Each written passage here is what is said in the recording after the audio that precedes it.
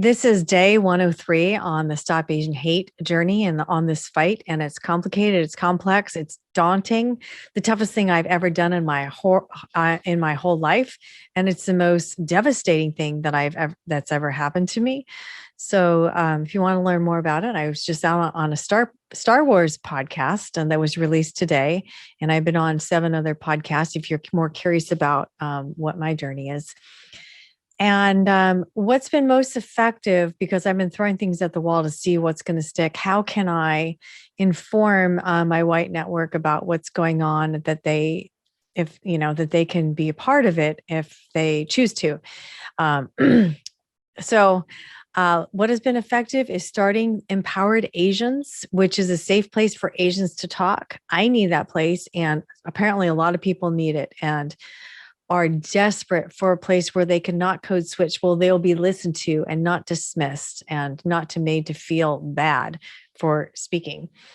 So that has been incredible to learn about Asians' journeys and also the need. And we talk about how to support and how to get the word out there, because a lot of people don't want to share their stories because it's difficult.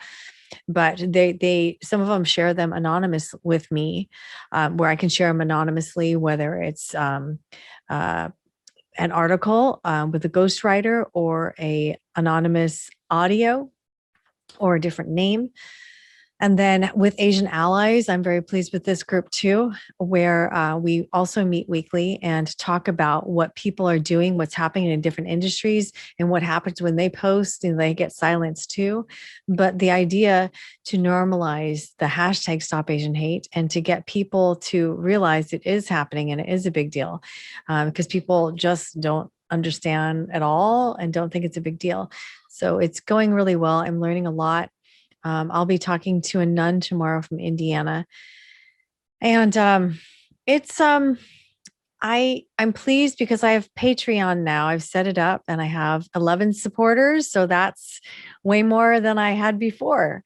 And it's just so nice to know that I have some support. And there's whether it's $3 or so, I mean, that's a big deal. That's very helpful. So with the 2 groups and then talking, I think council members and talking to mayors and chief of polices, I think that may be the route that's going to be helpful. And the social justice groups that I met up with too are active, and I'm very pleased about that. We just did an event together, and I had a number of meetings today, and I just finished that one here, and heard from 4 people who were in the group who were there, and to hear that they were blown away with my presentation. So I don't know. I think it's a lot of new information for people. So that is helpful because they are the target market. So that is good. And earlier I had a new podcasters meeting, which is always positive. That's how I found out about, okay, let's set up this Patreon. Let's set up the Buy Me a Coffee.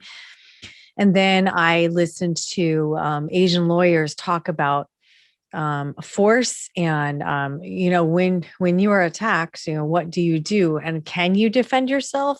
And with what types of weapons? And learning about the initial aggressor and learning about combat by agreement and non-firearms and, per se weapons and other weapons that become legal when you use them. And so learning about, again, how to defend yourself with legally, but also in the space. So I've listened to a number of things because these are really important things because, we likely will be attacked.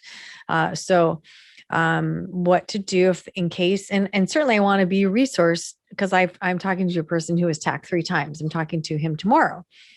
And also just knowing legally, how can I advise people like, hey, ask for this or do that or follow up with the DA.